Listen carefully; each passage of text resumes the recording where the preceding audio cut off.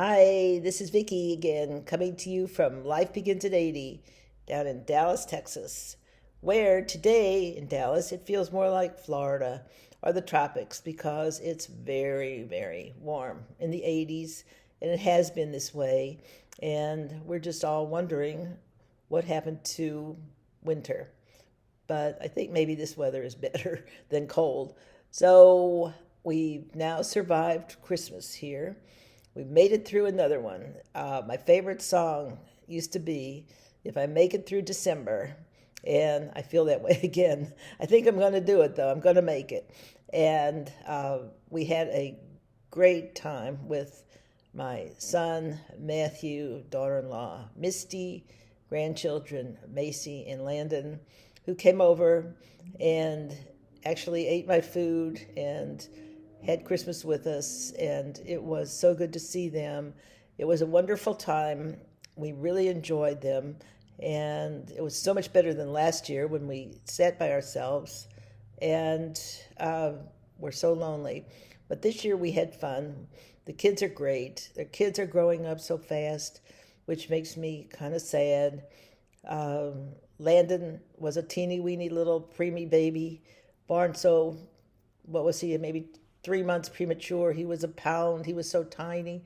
Now he's a big, strapping boy, and it's so gratifying to see him being so healthy and doing so well. He's so smart.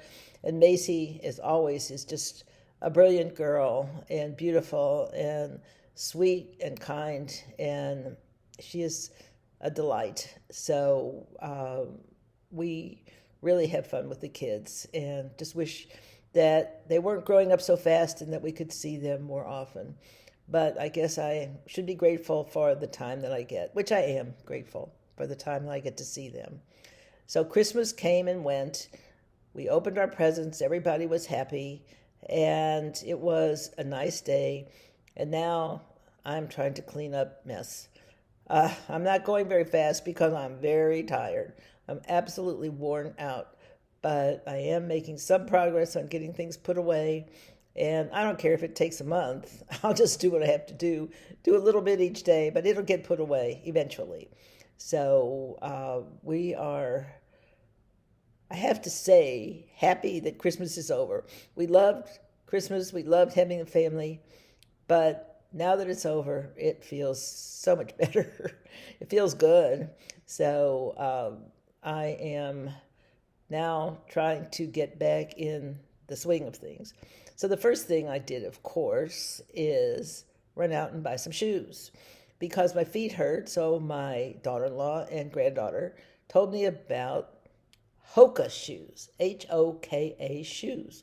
So I have never worn these, but they're supposed to be good for people with aching feet and bad backs, and that's me. So I ran out and bought myself some beautiful turquoise Hoka shoes. So let's hope that they work and make my back feel better and make it better, easier for me to walk around. So of course, you know me, the first thing I'm going to do is buy something. I didn't buy enough at Christmas, so I had to go out and buy some more. And so now I have my Hoka shoes. So we're going to be trying those on to see how they do. And I did have a great time with my son Andrew last week. We went to the immersive Van Gogh exhibit, which is unreal. If you have not been to one of those, if there's one in your city or near your city, you should go because it was a real experience. It was just a beautiful, beautiful experience. And we both enjoyed it so much. So I heartily recommend the immersive Van Gogh. Um, it's just unbelievable. And then, of course, me being an 80-year-old grandma, what's my favorite TV program in the whole world? What's my favorite HBO Max program? You guessed it, Sex in the City. Sex in the City is back. I know everybody says you're 80 years old. What are you doing watching Sex in the City? Well, guess what? I love Sex in the City, and I don't think you're ever too old to watch Sex in the City. In fact, when I was young, when I was in my early 20s, I moved to New York City right after I graduated from college. And I lived there and worked there and was a New York City career girl, I guess in my own mind I was. Um, it was a wonderful experience to live in New York. But after a couple of years, I got real tired of it. You know, it's a rat race. For me, it was a rat race. I was just a little girl from St. Louis, and New York really was eye opening for me and dazzling, I guess you could say. And I loved living there. Well, I did, but I had enough of it after a couple years, I guess. So, Sex in the City doesn't remind me of me because I wasn't like those, not nearly ever close to being as glamorous as those girls are. But I thought I was anyway. So I had fun. I did the New York thing. I wore beautiful clothes. I spent every cent that I had on clothes. Uh, Ate in really cool restaurants. Met a lot of people I probably never would have met. I know I never would have met, and learned a lot from the experience of living in New York. I think it was very educational. So when I watched Sex in the City, I um, vicariously relive my youth, and I mean very vicariously because I'm nothing like they are. I wish I wanted to be like them, but I never made it. But I did have a great experience living in New York. I'm glad I did that because I would have missed a whole lot if I had just stayed in St. Louis and never gone anywhere. But now here I am in Texas. I love Texas. I have really become a Texan, I guess you could say. I didn't want to be a Texan. When I got here, I was very much against it and did not feel like I could relate to this place. But now, after 50 years or more, I have become one. I am a Texan now, I can say, and I like it here. I like my cowboy boots and hats and things like that, and uh, I just find it an exciting place to live. Dallas is fun.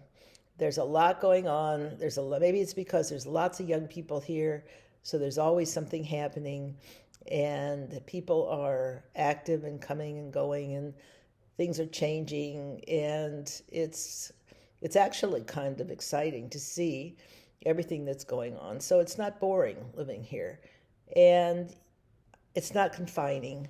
You can be yourself. You can just be whatever you want to be, do whatever you want to do.